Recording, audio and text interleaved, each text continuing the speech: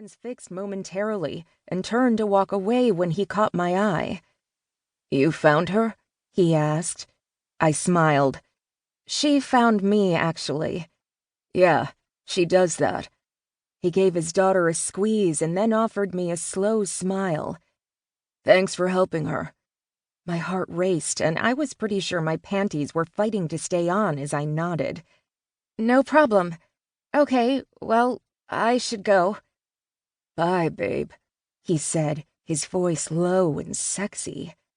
"Bye," I squeaked, and continued to stand there. He chuckled, and it brought me back to my body. "You got somewhere to be?" he asked.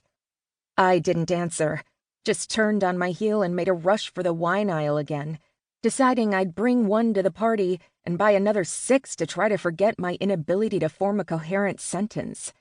Never, and I mean never, had this happened to me. Not even when public speaking. I was a teacher and used to addressing crowds. People, no matter their age, didn't scare me. I liked people. They fascinated me. It's why I chose teaching. Impacting the lives of young people while watching them grow into useful members of society made me feel happy and fulfilled.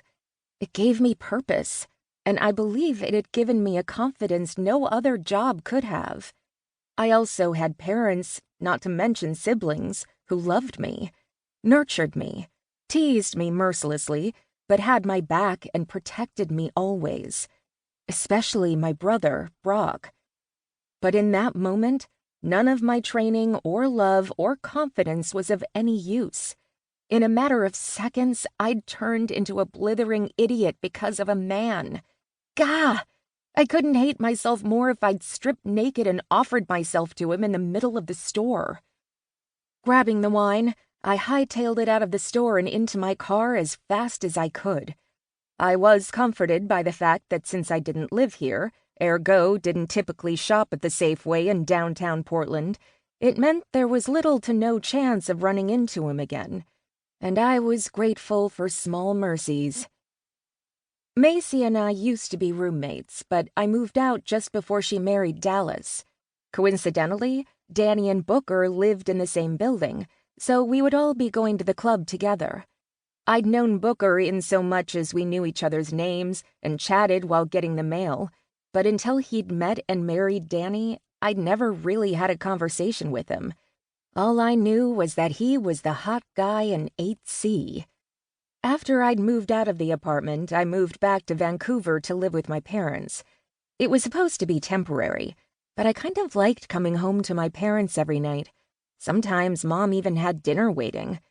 Sure as hell beat living in an apartment all by myself with no one but the walls to talk to, and as long as I followed the house rules, which were pretty non-existent now that I was an adult, and texted regularly so Mom knew I wasn't dead on the side of the road kind of thing, it was an ideal situation, especially since they charged me a ridiculously low amount of rent, and I essentially had the basement to myself, provided I save. So I did. A lot. Who knew having no overhead meant I could save over $1,000 a month? Arriving at my old building, I used Macy's code to the parking garage and slid into her extra space.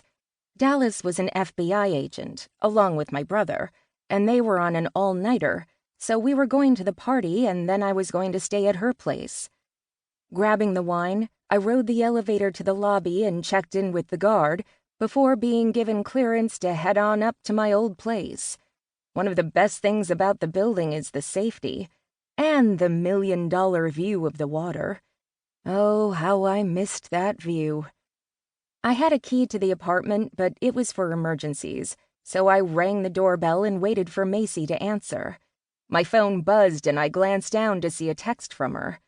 "Use your key." I rolled my eyes and dug my keys out and let myself in.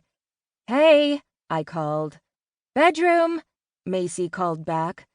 I locked up, set everything on the sofa, and headed to the master bedroom where I found Macy standing in front of the mirror wearing jeans and a bra and holding a shirt to her chest. "What do you think?" "What are you going for?" I asked.